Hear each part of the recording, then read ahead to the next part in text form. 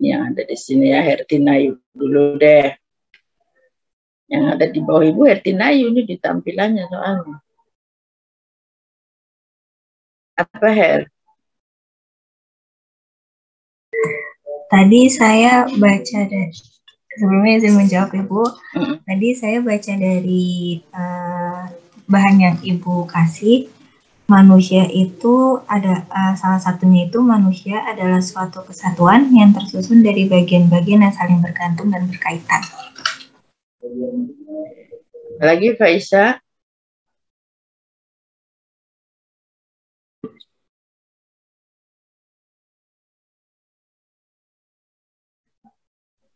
Baik Ibu, izin menjawab.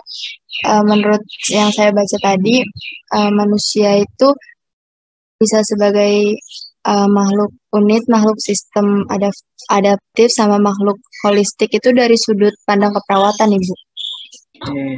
Kalau menurut Zaki Akbar apa coba? Zaki, ada orangnya nih Zaki.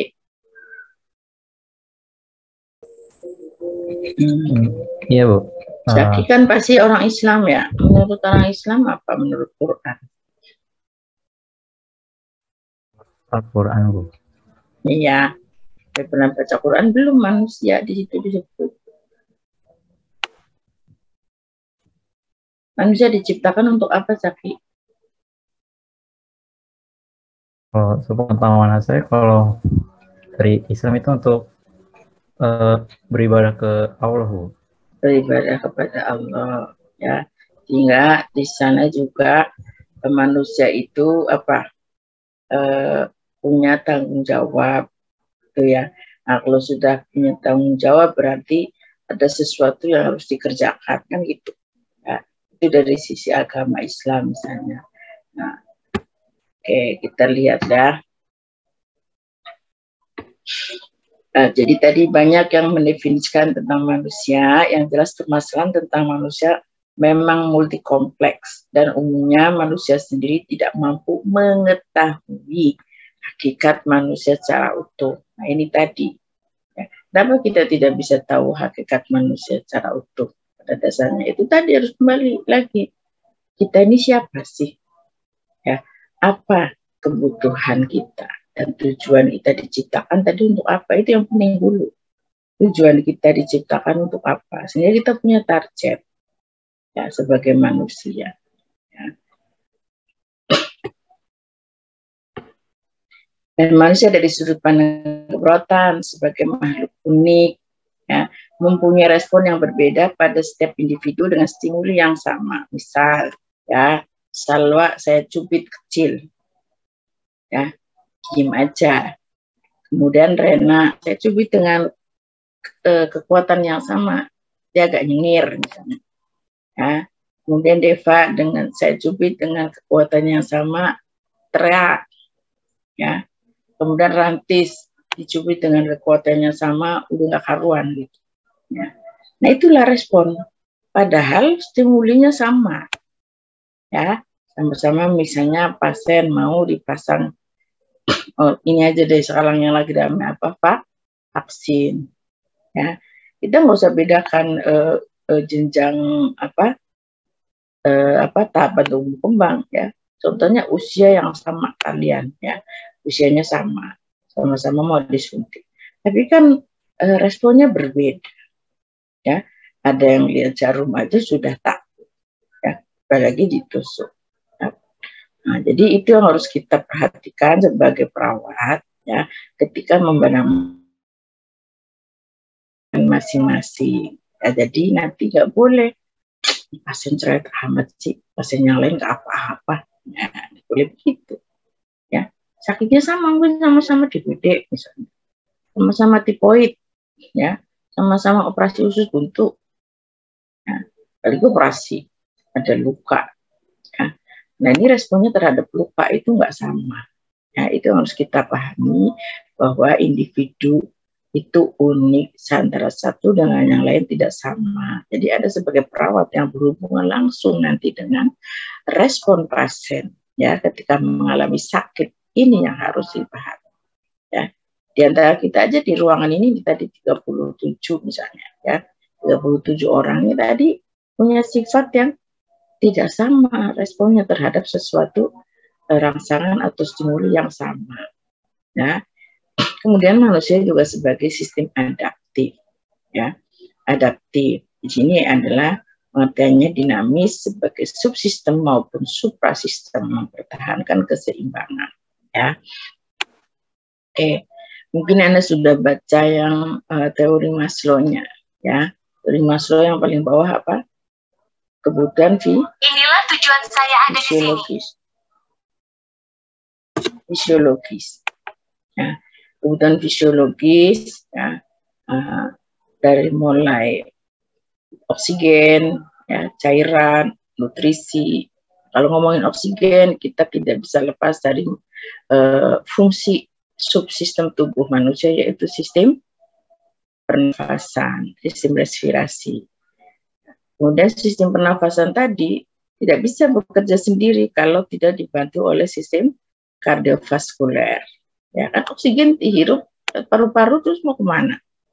Ya, untuk sampai kepada sel tubuh kan dia melalui jantung dan pembuluh darah untuk mengangkut oksigen tadi. Nah, jadi berbagai subsistem yang ada di tubuh kita, kemudian suprasistem yaitu di atas kita, ya sampai kepada Sang Pencipta, ya untuk mempertahankan keseimbangan. Jadi kita ini bersifat adaptif, manusia ini normalnya, ya normalnya kita bisa beradaptasi dalam lingkungan apapun, ya kita bisa menyesuaikan, ya kita tahu di dunia ini ada berapa musim, ya. Di Indonesia ada musim panas, musim hujan gitu ya. Nah, di luar negeri sana ada musim dingin yang suhunya sampai beku sedemikian rupa. Nah, bagaimana dia beradaptasi? Ya. Kemudian yang ketiga sebagai makhluk holistik. Dia meliputi bio, psiko, sosio, spiritual, kultural. Ada yang bisa jelaskan apa itu pengertian dari holistik? Ya, siapa yang bisa jelaskan? Harunisa Nabilah, bisa nggak? Tahu nggak apa ini makhluk holistik?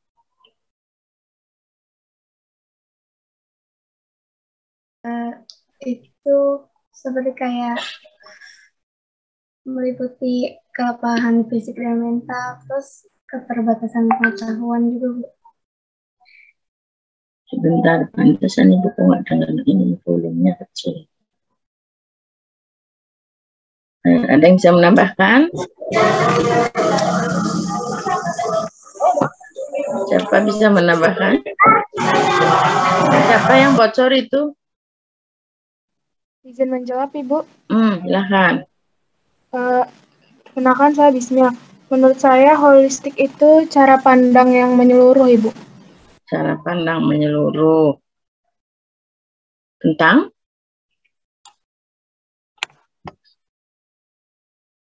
ya, pengertian menyeluruhnya apa penjelasannya? Anifah.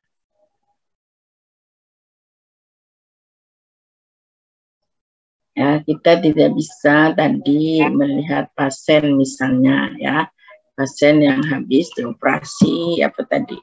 Misalnya habis operasi mastektomi, ya, pengangkatan payudara ya pada wanita. Ya, secara biologi, secara fisik, ya dia kehilangan payudara, ya sebagian dari tubuh yang paling berharga buat wanita misalnya. Ya, nah kita melihat bahwa kita memahami bahwa karena itu adalah sesuatu yang berharga buat wanita, ya kita harus tahu bahwa sakit fisiknya ini bisa berdampak kepada masalah psikologisnya, ya. Jadi apa yang terjadi? Ya, ada teori tentang gambaran tubuh, ya, atau body image, ya, gambaran tubuh. Nah, gambaran tubuhnya pasti akan berubah ketika dia harus kehilangan payudaranya, misalnya, ya, menjadi kurang, menjadi tidak seperti biasa. Itu secara psikologis. Nah, ini juga bisa berdampak kepada masalah sosialnya juga, ya. akan mengganggu masalah sosialnya, pergaulannya, ya. Bisa jatuh tadi kalau sudah psikologis bisa jatuh ke masalah harga diri rendah, ya. Kemudian bisa juga berdampak kepada masalah spiritual, ya. Dia merasa Tuhan tidak adil dan sebagainya, ya. Dan juga budaya-budaya yang selama ini menjadi kebiasaan-kebiasaan pasien tersebut, ya. Ini akan mempengaruhi kehidupannya. Jadi kita nggak bisa melihat pasien hanya dari segi fisiknya saja tadi, ya, yang mengalami post mastektomi misalnya, atau pasien yang harus dilobangi sini, torakot, bukan torakotomi, apa namanya? Aku jadi lupa itu, ya. Yang apa namanya ini, tenggorokannya dilobangi, ya. Jadi dia susah untuk bicara, ya. Bernafas dan sebagainya. Ini juga bukan hal yang mudah. Jadi masalah fisio atau masalah fisik bisa berdampak kepada masalah psikologis, sosial, spiritual, kultural. Ya, apalagi kalau pasiennya misalnya lansia, ya, sudah lansia, dia harus mengalami stroke dan mengalami gagal nafas tadi, sehingga harus menggunakan alat bantu dan sebagainya. Nah, ini tentu bukan hal yang mudah.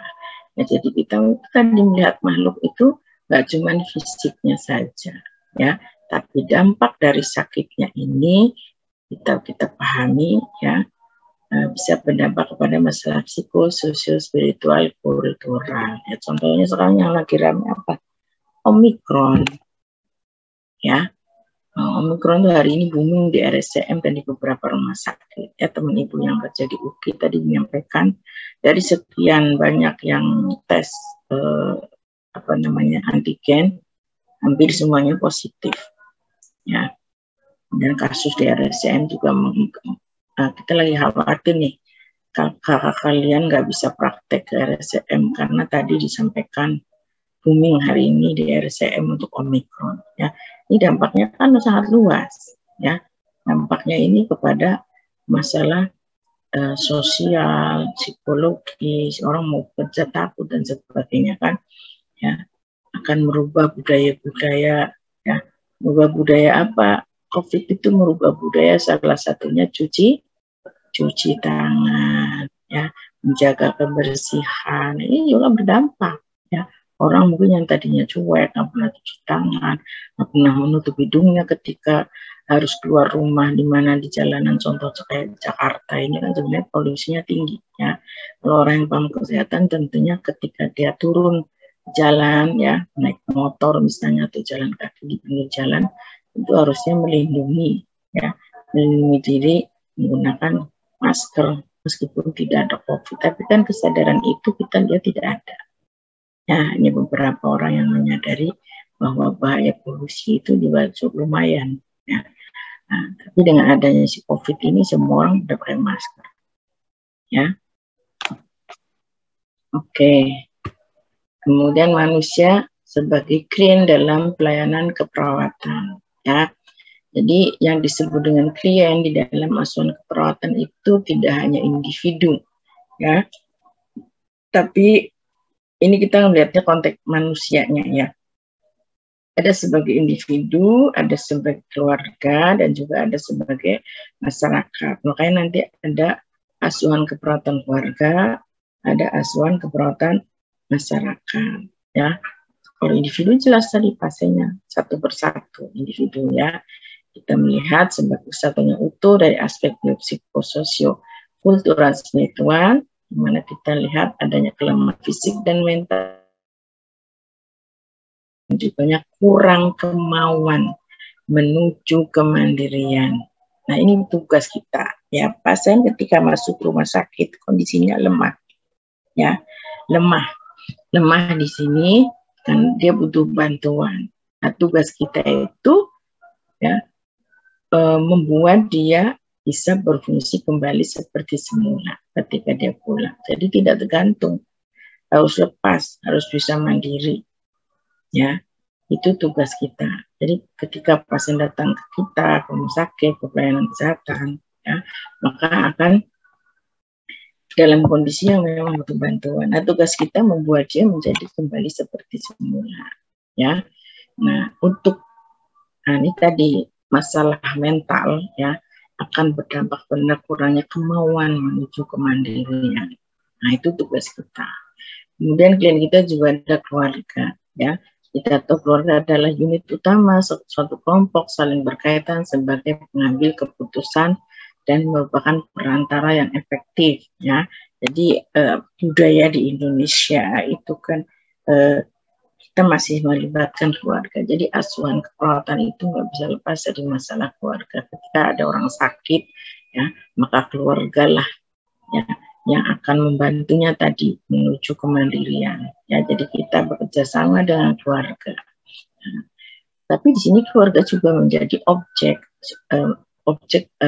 dari asuhan keperawatan ya, jadi menjadi pasien, yang menjadi klien ya, di mana keluarga itu harus mampu mengambil keputusan dalam hal masalah kesehatan. Jadi misalnya keluarga dengan anak balita, keluarga dengan ibu hamil, keluarga dengan lansia, keluarga dengan kelompok khusus seperti hipertensi, diabetes dan seterusnya, atau kelompok khusus remaja ya, seperti itu. Kemudian masyarakat ya, masyarakat sebagai klien kita ya, itu masalahnya beda ya. Jadi masalah-masalah yang terkait dengan kepentingan bersama sekelompok masyarakat ya, interaksi antara manusia dan lingkungan yang terdiri atas individu, keluarga, kelompok dan komunitas yang mempunyai tujuan dan norma sebagai sistem nilai, misalnya di RW tempat saudara tinggal ya. Nah, coba saya ingin tahu Nur Halisa tinggalnya di daerah mana, Nur? Izin menjawab, Ibu, saya tinggal di daerah Bogor. Bogornya Bogor kota apa Bogor kabupaten? Bogor kota, Ibu. Bogor kota.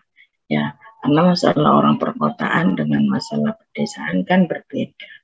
Ya, jadi di sana kelompoknya kelompok apa di sana? Ya, apa kebutuhan masyarakat di sana? Itu ya. Jadi kayak waktu saya mahasiswa dulu, saya itu diterjunkan di daerah Pasar Pulau Gadung untuk praktek. Jadi kita mengumpulkan masyarakat di sana.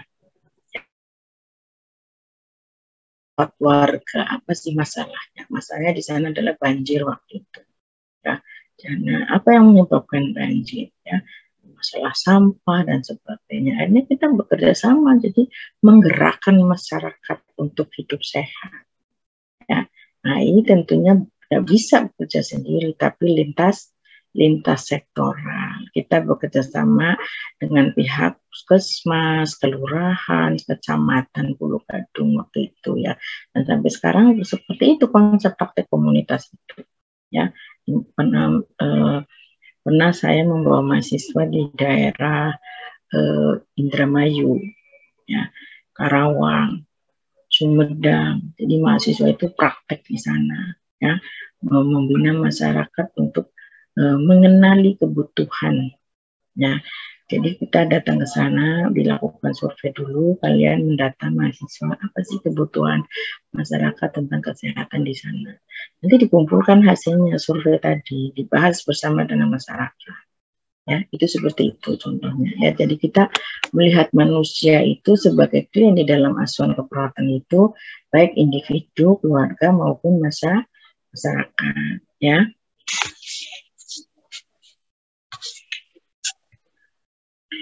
Nah, konsep manusia sebagai klien, ya, manusia sebagai makhluk biopsikososial dan spiritual kultural merupakan kesatuan dari aspek jasmani dan rohani yang memiliki sifat unik dengan kebutuhan yang berbeda-beda sesuai dengan tingkat perkembangannya. Ini menurut Konsorsium Ilmu Kesehatan tahun 92.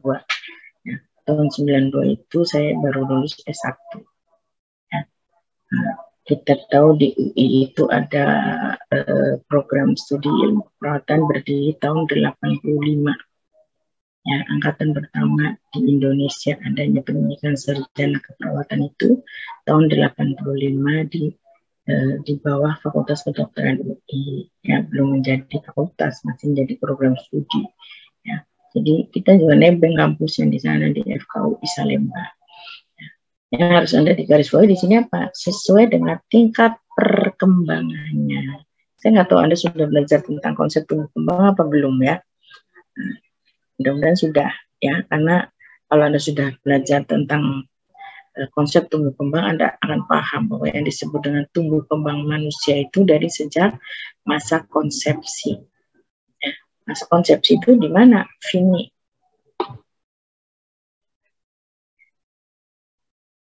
Vini, dengar nggak Vini? Masa konsepsi itu di mana? Ya, Ada yang masa konsepsi itu di mana?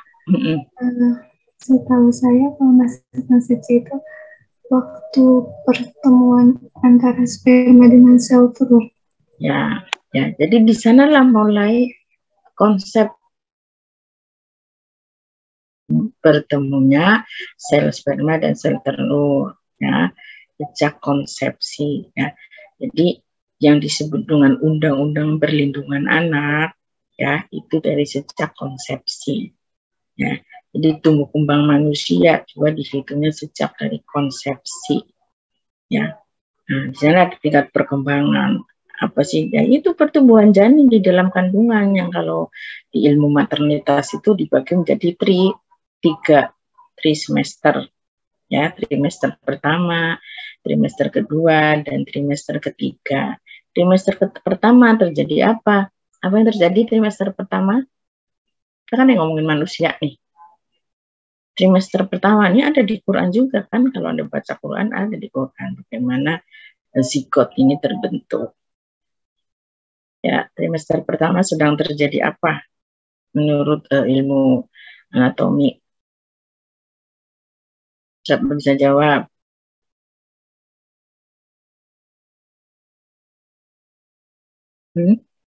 Ayo, ini harus Anda pahami. Sehingga nanti ke depannya nanti Anda akan paham. Ya, berbeda sesuai dengan tingkat perkembangannya. Ya, itu kalau ngomongin tingkat perkembangan manusia, terjadi sejak masa konsepsi. Trimester pertama sedang terjadi organogenesis. Ayo, jangan lupa pelajaran biologi. Apa itu organogenesis? Siapa bisa jawab? Halo. Istilah organogenesis sudah pernah dengar? Izin menjawab Ibu. Ya. Pembentukan organ, mulai terbentuknya organ. Terbentuknya organ, ya, organ tubuh manusia, ya. Nah, kalau Anda melihat perkembangan zigot, ya, apa dulu yang tumbuh? Kepala dulu apa ekor dulu?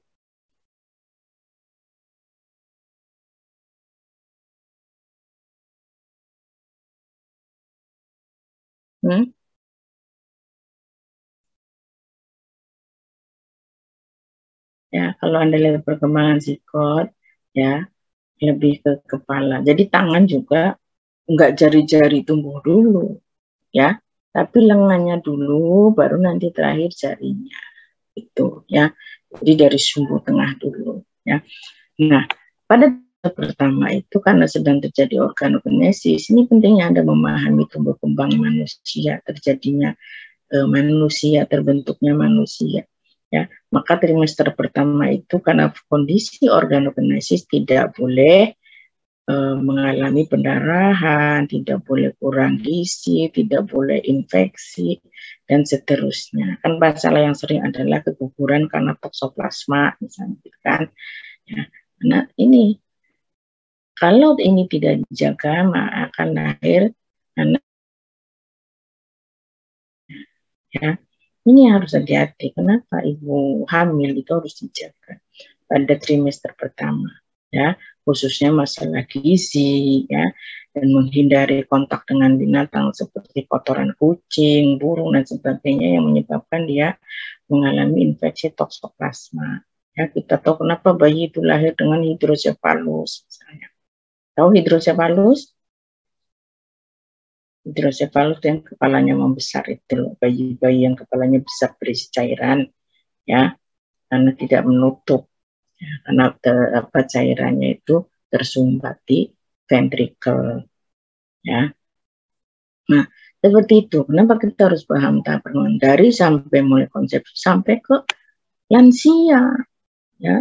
Jadi ada masa di dalam kandungan, ada neonatus itu 0 sampai 28 hari, ada masa infant sampai 12 bulan, ada masa toddler sampai 1 sampai 3 tahun, ada preschool ya 4 sampai 6 tahun, ada school age 7 sampai 12 ya, ada adolescent sampai 18, kemudian ada dewasa muda, dewasa tengah, dewasa tua, dan ada old ya, jadi di atas yang lansia bener ya, sampai meninggal. Itu jadi setiap tahapan perkembangan tadi punya tugas-tugas perkembangan. Nah, itu yang harus kita pahami bahwa pasien kita itu apa nanti, pasiennya bayi kah, pasiennya neonatus kah, pasiennya toddler, preschool, dan seterusnya. Karena bagaimana kita bersikap, ya tadi memahami pasien kita, nggak bisa sama kita memperlakukan pasien kita. Ya kita lihat pasien kita usia apa? Oh, usia remaja. Apa sih yang terjadi pada usia remaja? Nah, itu maksudnya tingkat perkembangan itu di situ. Ya, kemampuan apa yang sudah dicapai? Ya, kenapa nanti pada mata kuliah keperawatan anak Anda akan belajar deteksi dini tumbuh kembang. Ya, jadi ada tahapan-tahapan tumbuh kembang yang harusnya sudah dicapai pada tingkatan usia itu. Ya, ini ya. Sebagai perawat, Anda melihat manusia sebagai klien, itu kita harus bisa memahami sifat unik dengan kebutuhan yang berbeda sesuai tingkat perkembangan. Itu maksudnya di situ. Ya, makanya nanti Anda pelajari betul tentang tumbuh kembang manusia ya, karena pasien kita itu manusia. Jadi Anda harus paham betul konsep tumbuh kembang manusia, ya.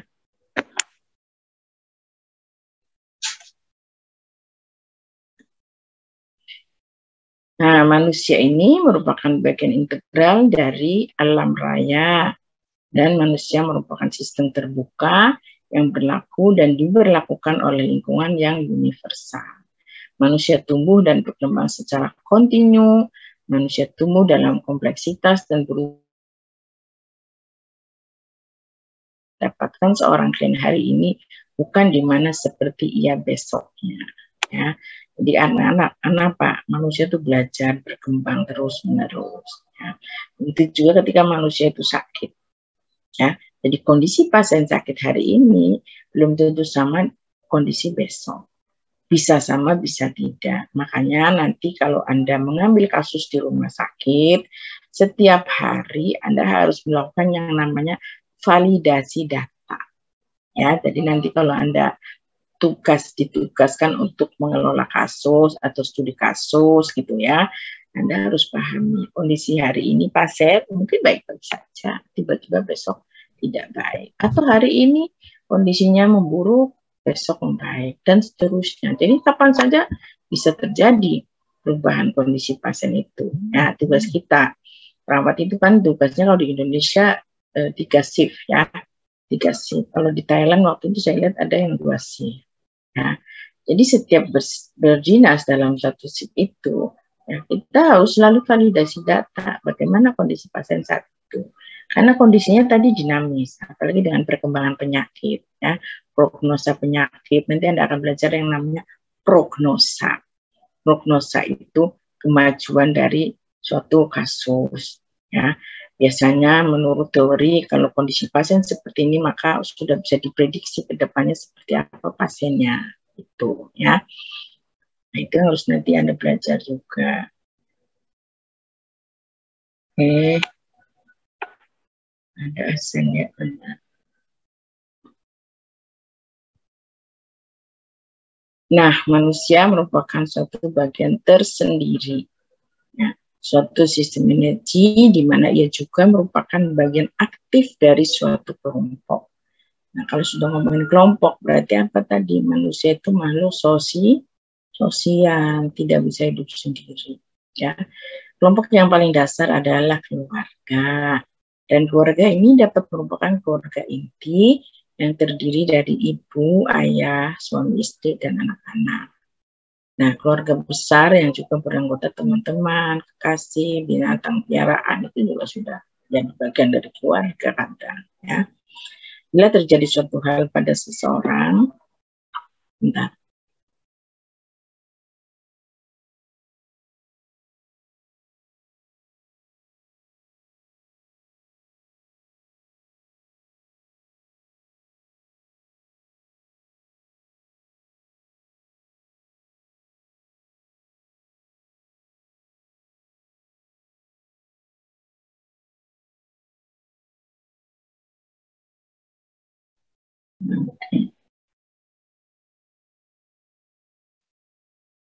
Bila terjadi suatu hal pada seorang, maka akan mempengaruhi unit atau tindakan keluarga atau sebaliknya. Ya. Dengan demikian, keluarga merawat dengan Khin sebagai manusia. Ya. Jadi itu yang Anda harus pelajari juga nanti bagaimana berkomunikasi. Ya, hati-hati berkomunikasi dengan keluarga itu ketika kita menyampaikan kondisi pasien. Ya. Keluarga ini penting kalau Anda nanti belajar proses keperawatan. Sudah belajar belum proses keperawatan? Ada yang sudah tahu apa itu proses keperawatan? Naswa Fauzi? Sudah pernah dengar apa itu proses keperawatan? Sudah pernah mendengar, Ibu. Apa tuh?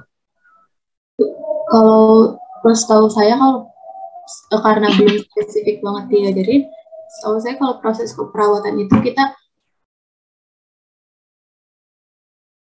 menganalisa dulu pasien itu butuhnya apa aja, terus ngumpulin data-data sekalian nanyain sama keluarganya biar bisa tahu asuhan keperawatan apa yang emang harus dilakuin ke pasien. Kalau menurut saya itu, Ibu. Untuk tahapan rinciannya saya kurang tahu. Ya, jadi proses keperawatan itu dimulai dari pengkajian. Anda tadi bilang mengumpulkan data, ya, jadi bukan menganalisa dulu, tapi mengumpulkan data. Data-data tadi kita analisa. Berdasarkan analisa tadi kita tegakkan diagnosa keperawatan, ya. Jadi proses pengkajian, diagnosa, kemudian perencanaan atau intervensi, kemudian dari intervensi itu kita aplikasikan, implementasikan. Setelah diimplementasikan, kita evaluasi. Nah, dalam membuat perencanaan asuhan keperawatan, itu kita melibatkan keluarga. Ya, karena apalagi kalau pasien nggak bisa lepas dari keluarga. Ya, tapi untuk semua pasien, ya kita jadi keperawatan itu tadi, ya konsep penting bagi perawat itu keluarga, ya karena kita melibatkan keluarga untuk mengambil keputusan semua tindakan keperawatan yang akan kita berikan kepada pasien. Ya, jadi pentingnya di sini perawat belajar apa? Komunikasi. Komunikasinya bukan hanya komunikasi biasa, tapi komunikasi terapeutik. Ya, nanti Anda akan belajar komunikasi. Belajar dulu apa itu komunikasi secara umum, ya. Habis itu meningkat belajar tentang komunikasi terapeutik. Komunikasi terapeutik itu contoh, ya waktu suami ibu dinyatakan positif COVID, ya waktu itu kalau orang masuk rumah sakit kan belum tentu pulang selamat, ya.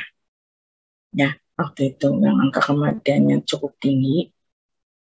Nah, ketika kita melepas keluarga kita, suami itu misalnya masuk ke ruang rawat, didorong pakai kursi roda, kan perawatnya menyampaikan, saya disuruh apa ya bahasanya itu, bahasa dia itu membuat saya itu seolah-olah saya tidak, gitu loh, ya. Jadi hati-hati bahasa itu, ya, justru membuat orang down, ya, justru apalagi kalau sampai pasien kondisinya seperti itu, ya. Jadi dari situ saya sampai rumah saya nangis dan sebagainya, ya, dengan kalimat perawat itu. Nah, jadi itu kita bisa merasakan. Jadi kita harus bagaimana berkomunikasi dengan pasien dan keluarga. Penting Ya, jadi komunikasi terapeutik itu nanti Anda akan pelajari supaya tidak membuat pasien menjadi down, pasien menjadi gelisah, pasien menjadi takut dan sebagainya. Ya, kita meskipun kita tahu itu pasien terminal itu pasien yang tidak mungkin sembuh itu ya, yang sudah menuju fase kematian, itu disebutnya fase terminal ya. Pasien-pasien CA yang sudah stadium akhir ya, yang sudah tidak ada harapan hidup ya. Nah, itu pasien terminal. Tapi kan kita nggak boleh ngomong yang seolah-olah dia sebentar lagi mau mati ya. Kita tetap harus selalu membesarkan hatinya ya. Nah, itu nanti Anda belajar ya. Belajar dari teori, belajar dari lingkungan di mana Anda berada. Ya, misalnya nanti Anda praktek di suatu rumah sakit, Anda bisa identifikasi orang-orang di sana bagaimana berkomunikasi. Tirulah yang komunikasinya bagus. Ya, belajar. Ibu aja yang udah tua belajar. Misalnya senior ibu, misalnya Ibu Yupi, direktur, ya kan? Nah, bagaimana sih Bu Yupi itu cara berkomunikasi? Bagaimana Bu Yeti, Bu Prayetni, Bu Ulti yang lebih senior dari saya kan gitu. Nah, saya tentu akan belajar dari mereka. Jadi belajar itu terus-menerus ya. Jadi nanti ketika Anda diterjunkan di lapangan, di pelayanan, baik di puskesmas, di rumah sakit, nah, tirulah yang komunikasinya bagus ya. Dengan membaca teori, Anda nanti kan melihat di lapangan ya. Membaca teori, kemudian Anda melihat di lapangan, oh ini orang berkomunikasi. Saya sendiri misalnya, kalau Anda diperlakukan seperti itu bagaimana? Kan gitu. Ya, jadi itu namanya apa, refleksi diri ya. Kalau kita diajak bicara yang seperti itu kira-kira bagaimana ya. Nah, itu nanti kita aplikasikan ke pasien ya. Oke, jadi karena kita bekerja dengan manusia dan keluarganya ya, aspek penting adalah komunikasi manusia dengan kebutuhan dasarnya. Nah, ini yang masuk ke topik mata kuliah ini ya. Kebutuhan dasar yang sama sesuai dengan prioritas masing-masing ya. Tentunya sama-sama makan ya kan, sama-sama lapar. Tapi prioritasnya beda. Yang kayak ibu misalnya gemuk, kolesterolnya tinggi kan gitu ya. Nah, butuh makan, tetapi kan ibu harus mengatur supaya ibu nggak tambah gemuk, supaya ibu kolesterolnya terjaga, yang punya ya, prioritasnya berbeda. Dengan Anda yang masih dalam usia remaja itu sedang butuh asupan yang cukup tinggi, nutrisi yang bagus untuk mencapai tumbuh kembang yang optimal ya. Jadi istilahnya tumbuh kembang itu optimal. Misalnya Anda dilahirkan dari keturunan yang pendek-pendek misalnya, ya kan? Nah, mungkin dong tiba-tiba Anda tinggi. Tapi itu mungkin bisa dirangsang dengan faktor eksternalnya adalah nutrisi dan exercise. Secara gen, ya Anda diturunkan, ya kan, punya keturunan pendek.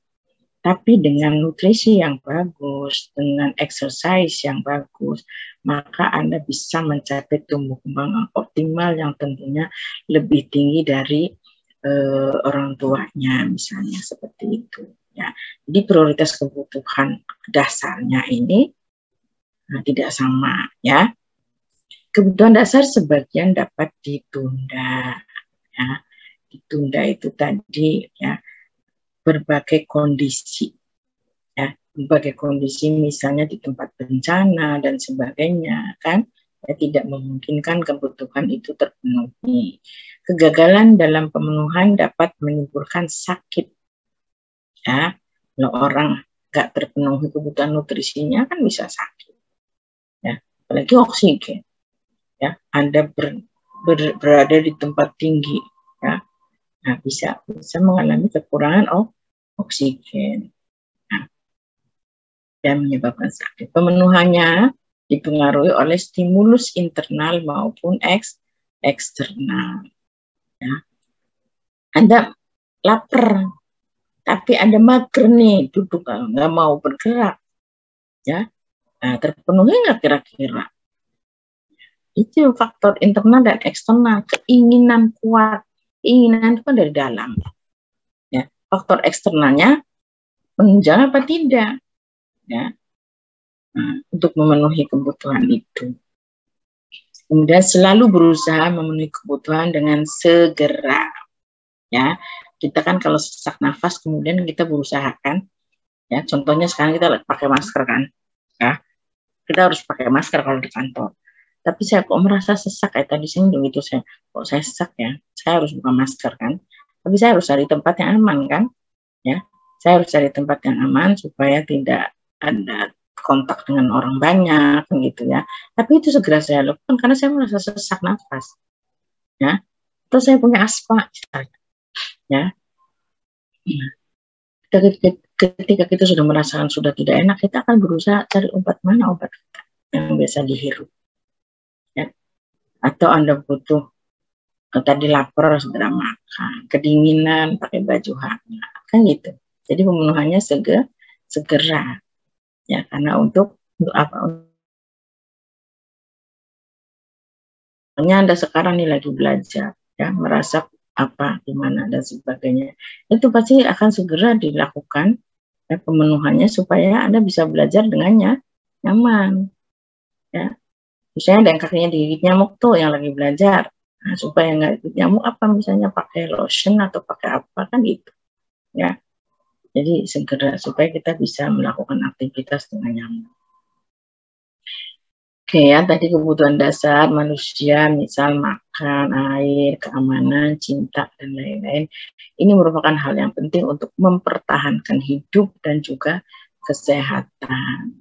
Ya, nah, kok ada cinta segala? Ya, cinta di sini bukan hanya antara laki perempuan, ya, tapi cinta di sini adalah yang paling murni. Cinta adalah orang tua ke anak, ya, tidak.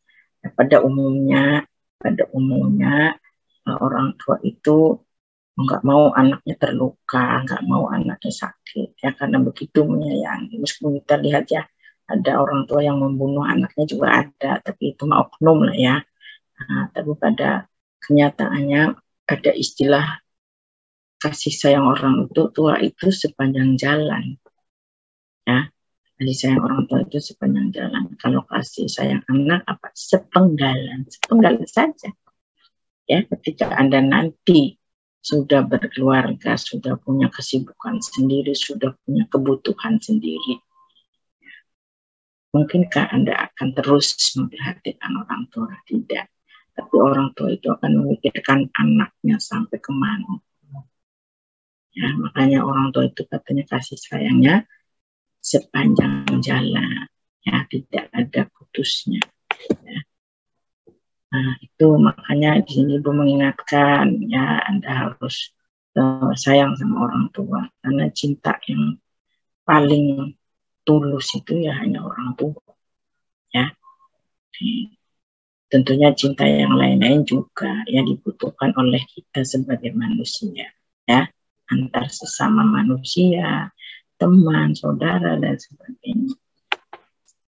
Makanya ada lagunya, hidup tanpa cinta bagai apa? Nah, lupa Ibu bagai apa. Nah, sebelum lanjut, ya, kita lihat teori Maslow. Teori Maslow ini udah sangat lama ya, dan ini yang sementara sampai saat ini masih dipakai di keperawatan, ya, dalam memahami hierarki kebutuhan dasar manusia. Ya, jadi kenapa hierarkinya seperti ini? Ya, dari mulai kebutuhan fisiologis, keamanan, cinta, dan rasa memiliki harga diri dan aktualisasi diri. Oke, nanti kita lihat satu persatu. Hierarki kebutuhan dasar manusia menurut Maslow adalah sebuah teori yang dapat digunakan perawat untuk memahami hubungan saat memberikan perawatan, ya.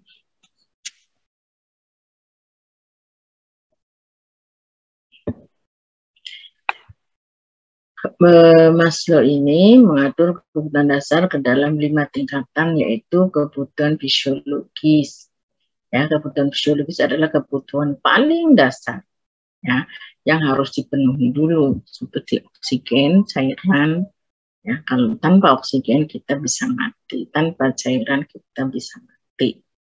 Ya, tidak bisa bertahan hidup. Nutrisi, suhu, eliminasi, ya, dan seks. Ya, kalau tempat tinggal sama istirahat sebenarnya lebih tempat tinggal itu lebih ke nanti yang tahap keduanya kalau menurut saya, ya. Tempat tinggal itu lebih ke keselamatan, keamanan. Ya.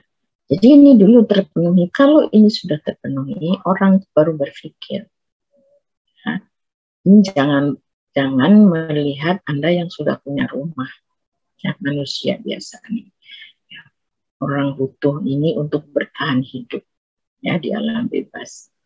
Nah, kemudian kalau ini sudah terpenuhi, dia baru mikir, ya, yang berikutnya nanti. Karena kebutuhan fisiologis adalah kebutuhan primer yang harus dipenuhi untuk kelangsungan hidup manusia dalam memelihara homeostasis. Homeostasis itu keseimbangan di dalam tubuh. Ya. Kalau cairan tidak masuk ke dalam tubuh kita, maka organ-organ di dalam tubuh kita tidak akan bekerja dengan baik. Ya. Homeostasisnya akan terganggu. Ya. Karena cairan yang masuk ini kan akan mempengaruhi sistem kardiovaskuler, ya, sistem perkemihan, dan seterusnya. Yang kedua, menurut Maslow, kebutuhan, keselamatan, dan rasa aman. Ya, keselamatan fisik, keadaan mengurangi atau mengeluarkan ancaman pada tubuh atau kehidupan, misalnya penyakit, kecelakaan, bahaya, pemajanan terhadap lingkungan, ya, pemajanan di sini polusi, ya. Kemudian keselamatan psikologis, ancaman terhadap pengalaman baru atau yang tidak dikenal. Ya, misalnya mahasiswa yang berada di lingkungan baru merasa terancam dalam beradaptasi dengan pelajaran, sosialisasi, dan lain-lain. Ya.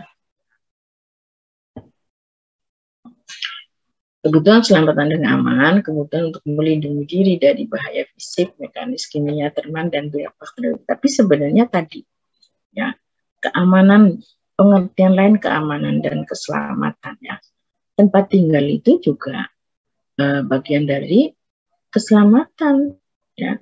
Kalau kita nggak punya tempat tinggal, kita kehujanan, kepanasan, ya, itu kan terancam kesehatannya. Ya. Keamanan, Anda nggak pakai baju, sandang pangan, jadi sandang, papan. Nah, kalau pangan tadi kan masuknya ke kebutuhan fisiologis yang pertama, ya, karena tanpa makan tadi kita tidak bisa. Papan, sandang dan papan. Ini kalau menurut Ibu masuk ke sini, ya, karena sandang pakaian itu untuk melindungi. Coba Anda keluar nggak pakai pakaian, ya, kita selamat nggak? Ya, nah, kita nggak pakai baju, kena panas, kena hujan, belum lagi ancaman yang perempuan misalnya, ada laki-laki yang tidak bertanggung jawab. Nah, itu juga keselamatan dan keamanan. Nah, jadi pengertiannya cukup luas sebenarnya, ya. Jadi orang nggak mikir ke masalah keselamatan dan keamanan ketika kebutuhan yang paling mendasar dia belum terpenuhi. Ini maksudnya teori Maslow itu begitu, ya. Kenapa dia taruh yang paling dasar? Karena itu yang harus dipenuhi dahulu. Setelah itu dia baru setelah terpenuhi kebutuhan yang mendasar, baru individu itu akan memikirkan bagaimana melindungi diri dari bahaya baik fisik maupun psikologis tadi, ya. Jadi masalah keselamatan ini bukan hanya fisik tadi, ya, tapi juga psikologis. Kemudian kalau itu sudah terpenuhi, ya, dari pangan, sandang, papan sudah terpenuhi, orang akan menginjak pada kebutuhan berikutnya, yaitu kebutuhan cinta dan rasa memiliki, ya.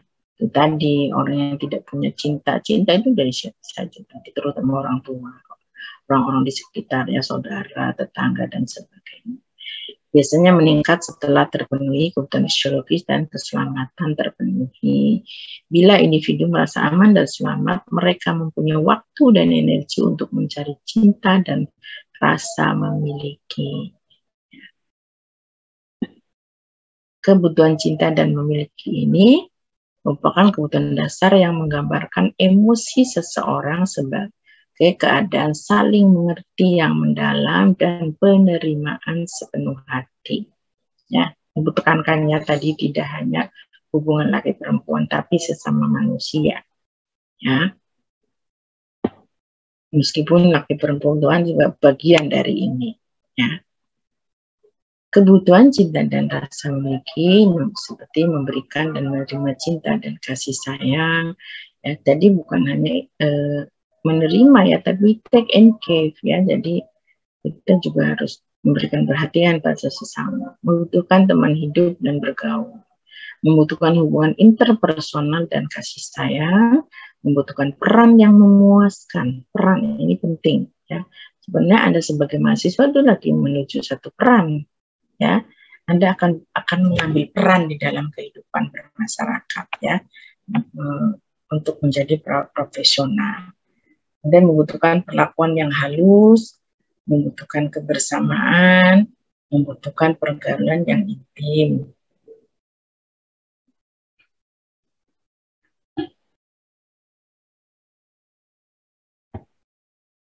Kemudian kebutuhan penghargaan dan harga diri dengan keinginan terhadap kekuatannya, merasa diakui, pencapaian, rasa cukup, memiliki kompetensi, rasa percaya diri, dan kemerdekaan. Ya, ini tadi sesuai dengan tingkat perkembangannya. Ya, kalau Anda pada posisi Anda kan sebagai mahasiswa sekarang, ya, kompetensinya tentu. Yang bocor siapa? Yang bocor tuh? Nggak hujan kok bocor ya.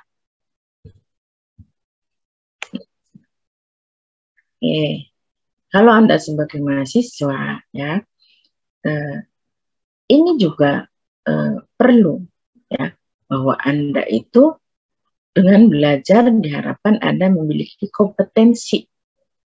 Ya, kalau Anda sudah mampu, nanti Anda akan rasa percaya dirinya timbul.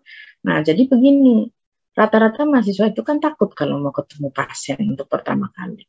Ya, saya pun dulu begitu. Ya, ada perasaan takut, aduh gimana nanti ya ketemu pasien. Nah, jadi kita harus punya rasa percaya diri ketika kita berhadapan dengan pasien. Ya, makanya Anda kan diterjunkan ke rumah sakit itu semester berapa ya? Kalau Ibu dulu semester 3, ya. Semester 3 itu baru turun ke lapangan rumah sakit. Sekarang udah susah ya dengan kondisi pandemi ini, cari rumah sakit susah. Persyaratannya banyak. Nah, untuk bisa rasa percaya diri ini, Anda rasa percaya diri akan timbul kalau Anda sudah yakin ilmunya. Ya.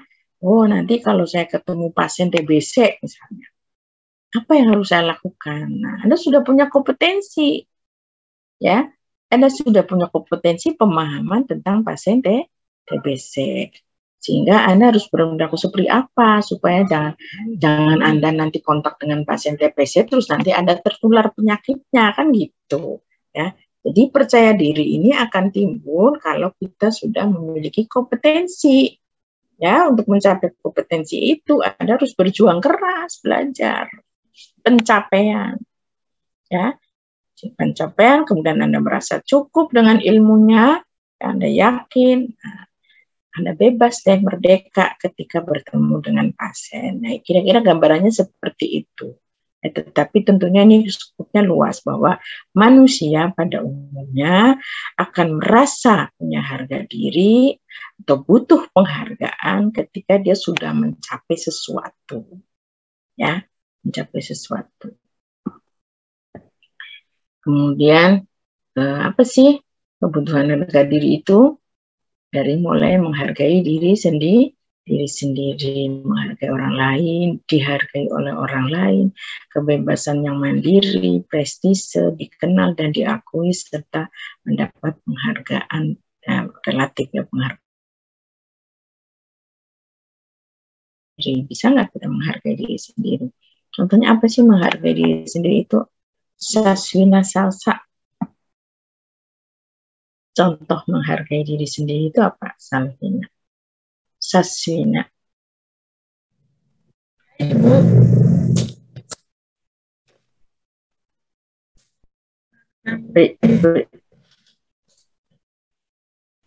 Ya, Saswina. Contohnya apa menghargai diri sendiri?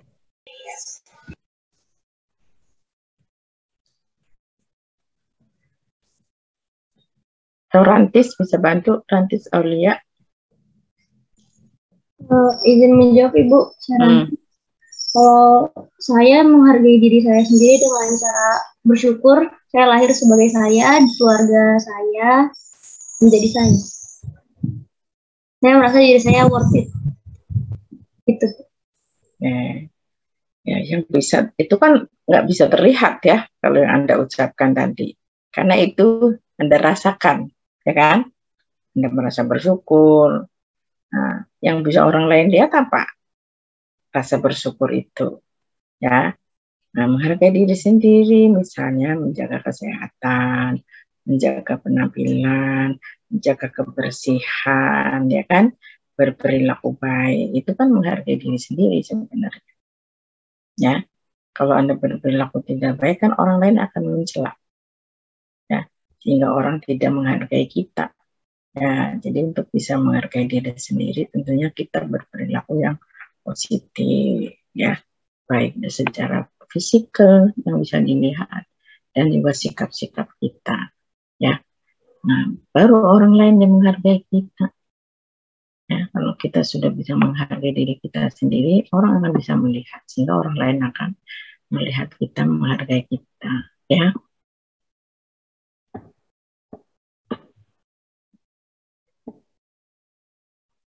Manusia juga membutuhkan penghargaan dan apresiasi dari orang lain. Ya, bila terpenuhi, seseorang merasa percaya diri dan berguna. Bila tidak terpenuhi, seseorang merasa tidak berdaya dan rendah diri. Ini nanti Anda akan pelajari nanti di pelajaran psikologi. Udah belajar psikologi belum? Semester ini ya? Psikologi, ya. Atau di pelajaran keperawatan jiwa. Nanti ada pasien dengan gangguan harga diri rendah. Ya, HDR. Ya, istilahnya HDR, harga diri rendah. Ini masalah kebutuhan yang tidak terpenuhi. Ya, nah, masuknya nanti karena pasien dengan gangguan jiwa. Ya. Kebutuhan harga diri sering merujuk pada penghormatan diri. Nah, penghormatan diri tadi, ya, dengan cara apa? Misalnya tadi, menjaga kebersihan, mandi, pakaiannya yang rapi, tidak kusut, ya, yang pakai jilbab, jilbabnya rapi, yang rambutnya nggak dijilbab, sisirannya rapi. Yang bau, kira-kira mendekat atau menjauh? Menjauh kan, ya. Karena bau itu tidak sedap sehingga kita menjauh. Nah, ini penghormatan diri dan pengakuan diri tergantung pada kebutuhan dasar lain yang harus dipenuhi. Nah, jadi orang akan ke sini kalau kebutuhan sebelumnya sudah terpenuhi. Ya.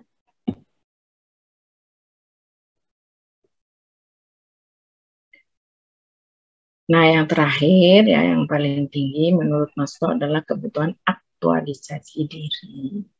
Ini merupakan tingkat kebutuhan yang paling tinggi dalam hierarki kebutuhan dasar manusia menurut Maslow. Pada saat manusia sudah memenuhi seluruh kebutuhan pada semua tingkatan yang lebih rendah, melalui aktualisasi diri dikatakan bahwa mereka mencapai potensi yang paling maksimal. Ya, maksimal kalau tadi kan Ibu ngomong tentang tumbuh kembang optimal. Ya, nah, kalau di sini justru maksimal. Jadi betul-betul ya, dia sudah melampaui semua kebutuhannya. Ya.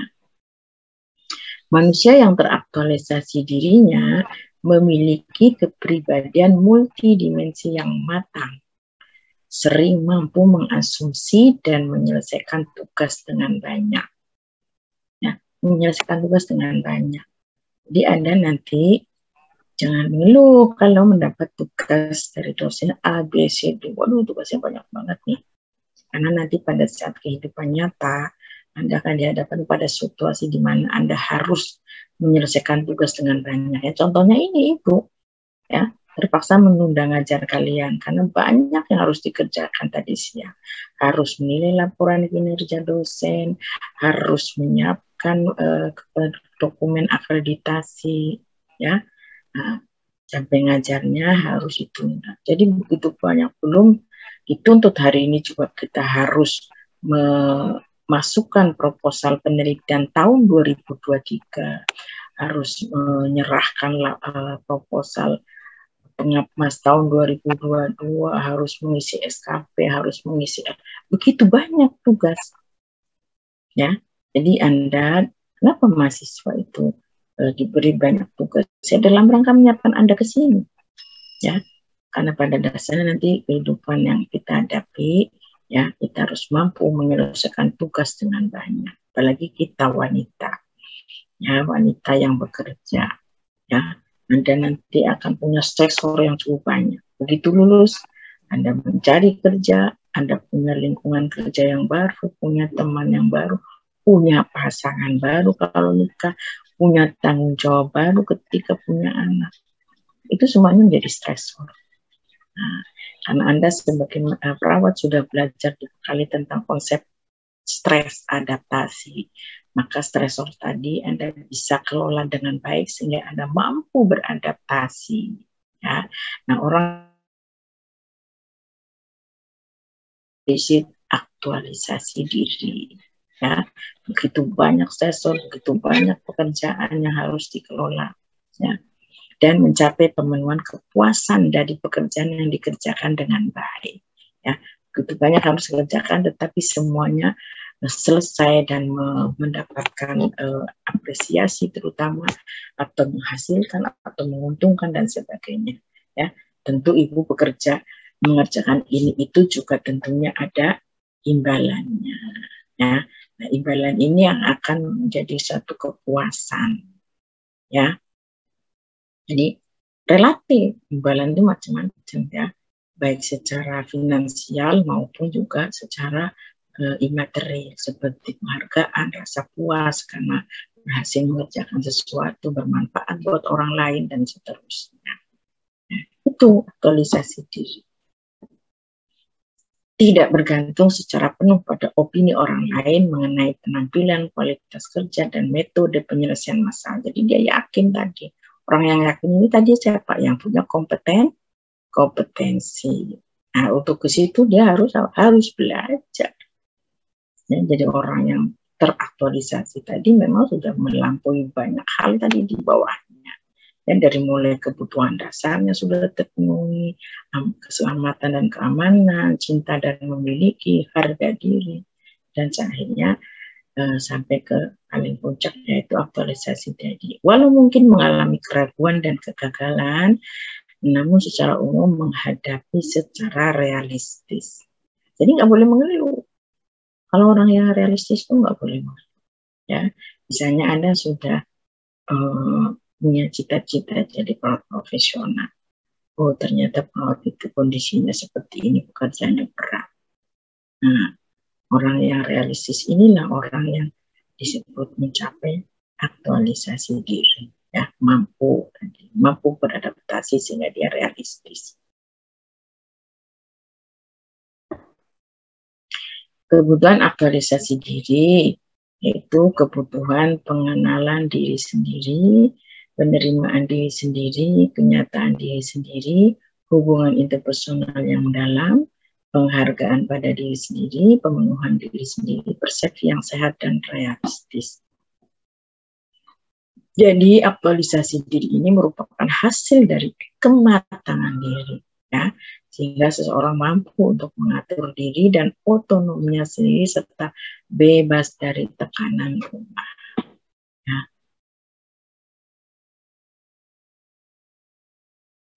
Nah, karakteristik seseorang mencapai aktualisasi diri, dia mampu melihat realitas secara lebih efisien, mengenali kebohongan orang lain, menerima diri sendiri dan orang lain apa adanya, spontanitas, sederhana, dan wajar. Ini kuncinya, sederhana.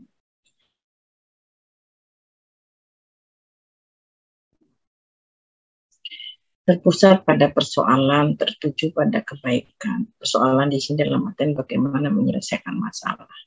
Memisahkan diri, kebutuhan akan kesendirian atau solitude, otonomi, kemandirian terhadap budaya dan lingkungan, kemudian kesegaran dan apresiasi yang berkelanjutan, bersyukur terhadap potensi yang dimiliki, kemudian ada kesadaran sosial, ya, bersimpati, iba, penuh kasih sayang, dan ingin membantu orang lain.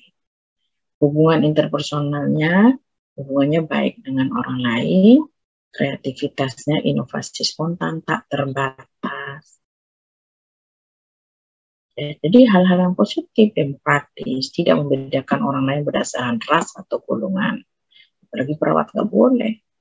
Ya, kita memperlakukan pasien kita itu sama dari ras, suku, bangsa, agama apa saja. Ya, humoris yang bermakna dan etis, humor yang tidak sinis, ya, mandiri, pengambilan keputusan, yang mampu mengambil keputusan, pengalaman puncak, perasaan menyatu dengan alam tanpa batas. Nah, penerapan teori kebutuhan dasar, ya, teori Maslow mengenai kebutuhan dasar manusia dapat memberikan dasar untuk pemberian asuhan perawatan pada klien dari semua umur dan dalam berbagai lingkup pelayanan kesehatan. Ya, jadi makanya tolong Anda belajar nanti tentang konsep tumbuh kembang, karena itu penting banget kita memahami siapa pasien kita, ada di tahap perkembangan mana. Namun pada saat perawat menerapkan teori ini dalam praktek harus berfokus pada kebutuhan individu, karena tadi individu itu unik, tidak sama. Jadi jangan asuhan perawatan pasien dengan apa tadi misalnya tipoid dianggap sama, tidak. Ya, pasien dengan DBD, penyakitnya sama boleh, tapi respon pasien terhadap penyakit tubuh itu nggak sama. Ya, karena tadi tingkat kematangannya juga tidak sama, pengalaman hidupnya tidak sama. Oke, saya rasa cukup untuk penjelasan dari apa itu manusia, apa itu kebutuhan dasar manusia yang akan mendasari saudara nanti dalam memberikan asuhan perawatan sesuai dengan pemenuhan kebutuhan dasar. Jadi sebenarnya fokus asuhan perawatan, ya, bedanya dengan medis, ya, kita sebagai perawat itu memenuhi kebutuhan pasien yang tidak bisa dipenuhi oleh sendiri saat pasien itu sakit. Ya, mau itu anak, mau itu nanti pelajaran KMB, fokusnya selalu kebutuhan dasar manusia. Ya, makanya ini diberikan di awal kuliah, ya, di semester 2. Nah, sama semester 3 nanti, ya, KD 1 dan KD.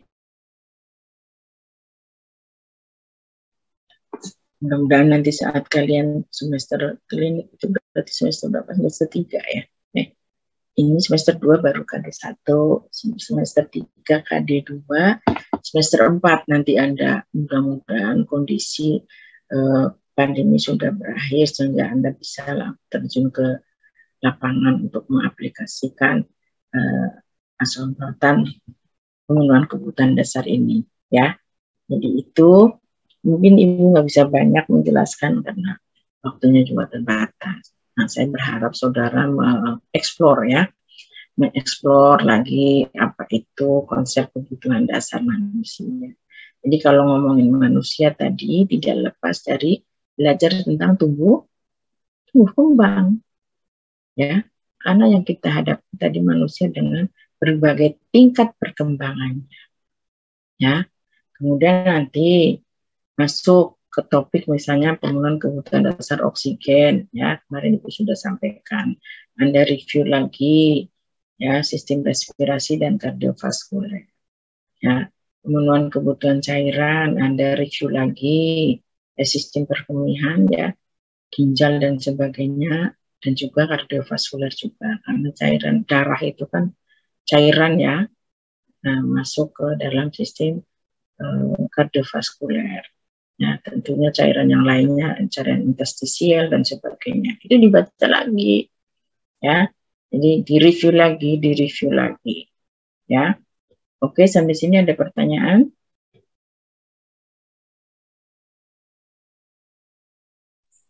Ibu, saya izin bertanya. Ya, silakan Hertin Ayu. Sebelumnya kalau pertanyaan saya agak kurang nyambung, mohon maaf ya Bu, karena saya sedang penasaran. Jadi tadi di teori Maslow itu kan ada kebutuhan cinta dan memiliki ya Bu. Pertanyaan saya, bisa nggak kira-kira bisa nggak sih Bu manusia itu hidup tanpa cinta? Sedangkan kan nggak semua manusia itu istilahnya beruntung ya, bertemu dengan orang-orang yang sayang sama dia, bertemu orang tua yang istilahnya memenuhi kebutuhan dia baik secara material ataupun baik secara mental, seperti itu Bu. Kira-kira bisa nggak Bu manusia itu hidup tanpa cinta? Karena kan tadi Ibu bilang sendiri aktualisasi diri itu kebutuhan akan kesendirian ya Ibu. Bukan. Orang yang aktualisasi diri itu tadi dia mampu untuk solitude. Solitude itu semacam introspeksi diri. Ya. Bukan kesendirian, bukan. Dia mampu ya melakukan introspeksi diri. Nah, untuk introspeksi diri kan dia harus solitude. Ya. Siapa sih yang bisa hidup tanpa cinta? Kalian ya bisa ke kantor, misalnya ke kampus naik ojek. Kalian ya, ditabrak-tabrakin apa diapain, dilecehkan dan sebagainya kan? Kalian bisa makan nasi uduk enak, ya, beli nasi uduk itu kan. Kalau dia membuat berjualan tidak pakai rasa kasih sayang bahwa dia itu memberikan pelayanan yang terbaik, ya, bisa nggak? Nggak bisa. Minimal tadi cinta yang paling dekat dengan kita orang tua kita, ya, orang tua, keluarga, ya, saudara, dan seterusnya. Nah, kalau sudah dewasa tentu kita butuh pasangan. Terus ada pertanyaan, Bu, ada orang yang sampai meninggal nggak punya pasangan, ya kan? Nah, kalau di dalam Islam mana ada keyakinan bahwa Allah akan memberikan bahwa manusia itu hidup berpasang-pasangan. Nah, mungkin dia tidak berpasangan di dunia, tapi berpasangan nanti di akhirat. Ya, selama dia punya keyakinan itu. Kalau orang Islam sudah mengakui agama Islam, harus percaya dengan kitabnya kan gitu. Ya, jadi begitu. Ya, butuh pasangan. Nah, pertanyaannya itu tadi. Ya, kita juga dosen ada kan yang sudah mau pensiun tapi belum menikah. Ya, kalau dia yakin bahwa Allah akan memberikan pasangannya nanti di kehidupan berikutnya. Ya, dulu dosen saya sampai udah pensiun belum punya pasangan, tapi justru pas sudah pensiun dia dapat pasangan. Ya, jadi harus yakin. Ya, ternyata deh manusia itu nggak bisa, butuh itu. Ya, jadi nggak ada orang yang hidup tanpa cinta ya, siapa Hertin Ayu. Ya, abang-abang yang tiap pagi misalnya jualan apa yang biasa kita butuhkan. Ya, abang sayur deh. Nah, abang sayur kan kalau udah langganan itu udah kayak keluarga juga. Ya, kita pesen apa dilayani. Oke, ada lagi yang lain? Oke, kalau tidak ada, Ibu juga mau melanjutkan tugas Ibu, belum selesai ya. Oke, udah di SS belum? Ibu izin meng-SS dulu. Untuk Ya. teman-teman yang belum on cam, bisa on cam dulu sebentar.